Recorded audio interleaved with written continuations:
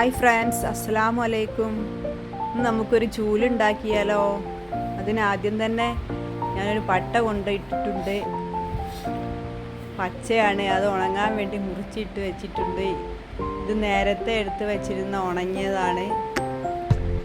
ഇത് ആദ്യം തന്നെ 5 കഷ്ണം എടുത്ത് സമമാക്കി വെക്കണം. എന്നിട്ട് ഒരു ലെയർ കെട്ടി കൊടുക്കണം. എന്നിട്ട് എല്ലാത്തിൻ്റെ ഉള്ളിലൂടെ ഇങ്ങനെ കോർത്ത് എടുക്കണം. പിന്നെ ഒന്നായിട്ട് വലിച്ചിങ്ങോട്ട് കെട്ടിയിട്ട് പിന്നെ ഓരോന്നിൻ്റെ ഉള്ളിലൂടെ ഇങ്ങനെ ഇടവിട്ട് കോർത്തെടുത്താൽ മതി. ചൂല് സിമ്പിൾ, നല്ല ഉറപ്പുണ്ടാവും. അടിച്ച് വാരാനായിട്ട് നല്ല ഈളും ഉണ്ടാവും.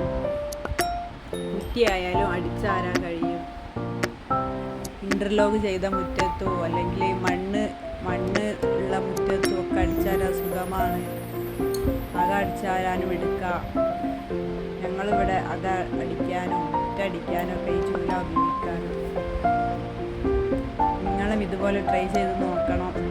ഇതിൻ്റെ അഗ്രം കട്ട് ചെയ്ത് കൊടുക്കണം. എന്നിട്ട് നന്നാക്കി നല്ലോണം ഈ കല്ലുമ്മലോ അല്ലെങ്കിൽ ലകമരത്തുമ്മലാണ് പണ്ടൊക്കെ ആളുകൾ ഇങ്ങനെ അടിച്ചടിച്ച് അതിൻ്റെ ഈളെടുത്തിരുന്നത്. ഞാനിവിടെ ഇങ്ങനെയാണ് ചെയ്യുന്നത്. നിങ്ങൾക്ക് ഇഷ്ടമുള്ള അത്ര കട്ട് ചെയ്ത് ഒഴിവാക്കാം. ഞാൻ നല്ല നീളത്തിലുള്ള ചൂല ഉണ്ടാക്കിയത്. നല്ല സുഖമുണ്ട് അടിച്ചാരാനായിട്ട്. വീട്ടിൽ പട്ടയുണ്ടെങ്കിൽ നിങ്ങളും ഒന്ന് ട്രൈ ചെയ്ത് നോക്കൂ. എല്ലാവരും ലൈക്ക് ചെയ്യുക, ഷെയർ ചെയ്യുക. വീണ്ടും കാണാം. ബൈ.